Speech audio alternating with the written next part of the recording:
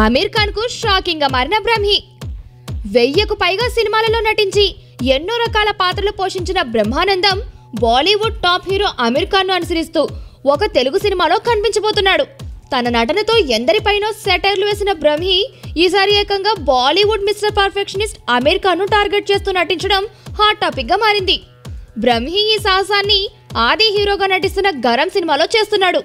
Aamir Khan dress look తో transistor మెడలో వేసుకొని హడావిడి చేస్తున్న ఫోటోను హీరో ఆది తన ఫేస్బుక్ లో పెట్టి అందరికీ షేర్ చేశాడు.